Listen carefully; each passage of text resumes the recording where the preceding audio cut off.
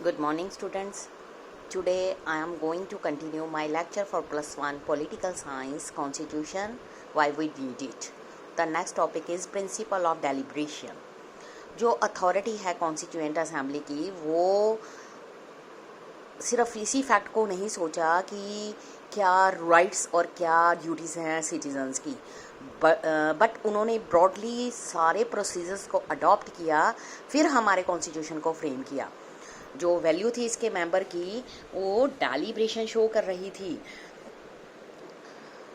किसी भी इसमें ये बताया गया कि it is equally important that they participate not only as representative their own identity और कम्युनिटी. हर मेंबर जो है deliberated upon the constitution with their interest of the whole nation in mind. पूरे नेशन को सामने रख के चला गया. ठीक है. ऑफन अगर हम डिसएग्रीमेंट की बात करते हैं तो इस मेंबर में भी चली, बट फ्यू थिंग्स जो है डिसएग्रीमेंट्स की could be traced to member protecting their own interest. उसके बाद there were legitimate differences of principle, और जो differences were many. Should India adopt a centralized or decentralized system of government? What should be the relation between the state and the center? What should be power of judiciary? Should the constitution protect property rights? Only one provision of the constitution जो है वो पास किया गया without virtually any debate. The introduction of universal suffrage. ठीक है. Meaning that all citizens reaching a certain age would be entitled to voters irrespective of religion, caste, education, gender or income. So while the members felt no need at all to discuss the issue of who should have the right to vote, nothing can be a better testament to the democratic community of the assembly. The member of assembly जो हैं उन्होंने placed a great emphasis on discussion and reasoned argument. उन्होंने they did not simply advance their own interest but gave principled reasons to other members for their positions. ये था principle of deliberation. कुछ सोच समझ कर जो हमारा कॉन्स्टिट्यूशन बनाया गया है उसमें ये चीज़ें बताई गई हैं. नेक्स्ट उसमें आ जाएगा हमारा procedure. Importance of public reason was emphasised in the mundane procedure of the assembly as well. जो कॉन्स्टिट्यूएंट असेंबली थी उसके 8 मेजर कमेटीज़ थी. ठीक है. जो डिफरेंट सब्जेक्ट्स पर बनाई गई. Jawaharlal Nehru, Rajendra Prasad, Sardar Patel, B.R. Ambedkar these committee के मेंबर थे. वो बहुत सारी ऐसी चीज़ें थी जिस पर वो एक दूसरे के साथ एग्री नहीं करना चाहते थे. अम्बेडकर ने एक bitter critic of Congress and Gandhiji accusing them of not doing enough for the upliftment of scheduled caste.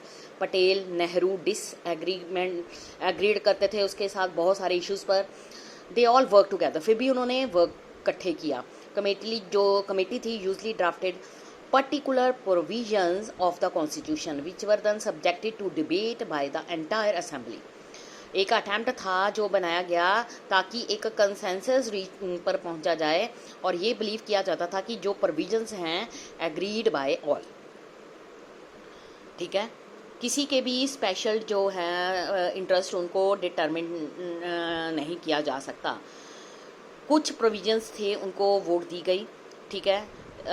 But in each instance every single argument, query और concern were responded to with great care.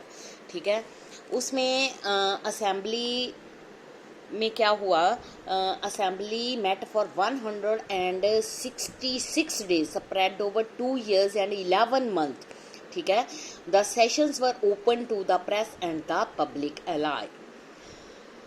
Inheritance of a nationalist movement, but no constitution is simply a product of a assembly that produces it. इसमें ये कहा गया है assembly as diverse as constituent assembly of India could not have functioned if there was no background consensus on the main principle the constitution should enshrine.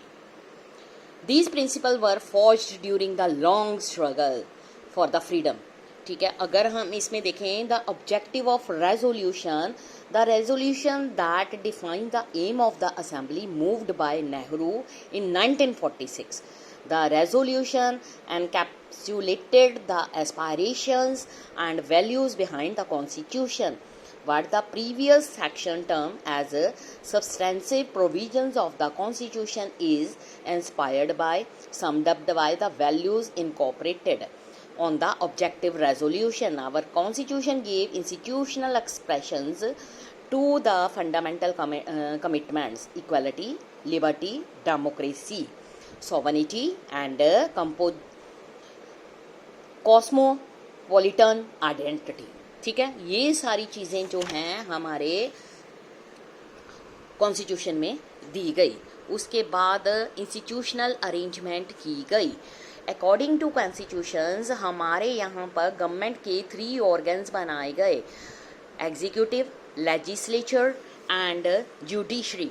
execute the laws, legislature legislate the laws and जो judiciary है वो give the justice to the people. ये तीनों चीज़ें मिलकर हमारे 3 organs of the government बने. उसके बाद 3 लिस्ट बनाई गई. सेंटर में जो सब्जेक्ट दिए गए थे, उसके बाद कंकरेंट लिस्ट बन गई, उसके बाद कुछ रेजिडुअल सब्जेक्ट्स थे, कुछ यूनियन लिस्ट बनाई गई. इस तरह से ये भी पावर को जो है वो डिवाइड कर दिया गया. सारी पावर सेंट्रल थी, सेंटर ने उसमें अपनी थोड़ी सी पावर स्टेट को डिवाइड कर दी. नेक्स्ट जो स्टेट ने थी अपना बर्डन कम करने के लिए कुछ पावर को लोकल गवर्नमेंट में शिफ्ट कर दिया. सेंटर में आ जाता है prime minister, president and council of minister. State में आ जाते हैं governor, chief minister, council of minister. Centre में आ जाती है लेजिस्लेचर, एग्जीक्यूटिव यानी कि लोक parliament houses, Lok Sabha and Rajya Sabha. Next जो स्टेट अपनी पावर डिवाइड करती है वो उसने पावर को डिवाइड किया है लोकल गवर्नमेंट. लोकल गवर्नमेंट में आ जाता है म्यूनिसिपल कॉरपोरेशन जिसमें मेयर होता है और अपने अपने वार्ड के काउंसलर होते हैं. उसके बाद विलेज एरिया में पंचायत को बनाया गया है जो वहाँ के विलेजेस की प्रॉब्लम्स को सॉल्व करती है.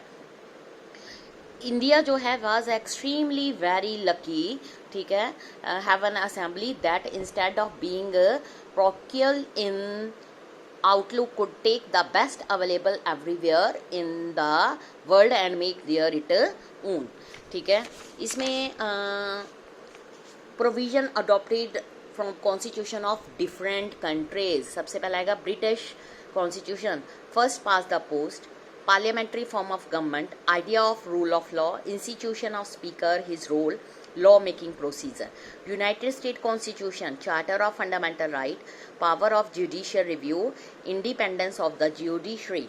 नेक्स्ट आएगा Irish constitution, directive principles of state policy. French constitution, principles of liberty, equality and fraternity. Canadian constitution, quasi federal form of government, federal system with the strong central government, idea of residual powers. Students, इसमें ये बताया गया है कि जो हमारा constitution है वो एक बोरोइंग बैग कहा जाता है. इट मीन्स कॉन्स्टिट्यूशन ने जब फ्रेम वर्कर्स थे कॉन्स्टिट्यूशन के, उन्होंने कॉन्स्टिट्यूशन को बनाते हुए बहुत सारी बातें अपने में से ली.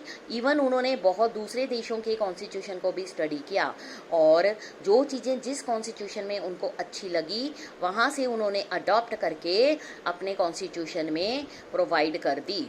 इस तरह से हमारे इंडिया के कॉन्स्टिट्यूशन का बैग ऑफ बोरोइंग का नाम दिया गया है.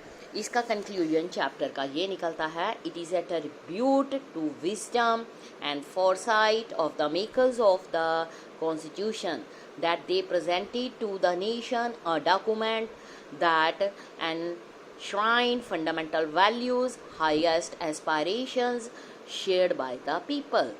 This is one of the reason why the most intricately crafted document has not only survived but become a living reality. ठीक है, when so many other constitution have perished with the paper they were first written on. Indian constitution जो है unique document है which in turn become exemplar for many other constitutions.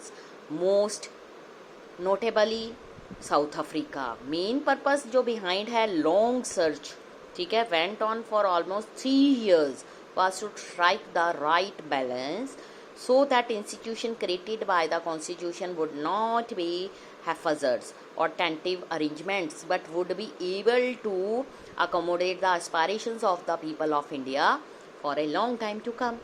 You will know more about these arrangements through the study of remaining chapter in this book. Thank you students, ये chapter यहीं पर ख़त्म हो जाता है। इस तरह से आपके जून तक के जितने सिलेबस में चैप्टर आने थे थॉरली मैंने आपको वो एनसीईआरटी की बुक में से करवा दिए हैं। ठीक है, अब उसके कुछ इम्पोर्टेंट क्वेश्चन आंसर्स मैं आपको पीडीएफ में नेक्स्ट अपने लेक्चर में सेंड करना शुरू करूँगी। Thank you students.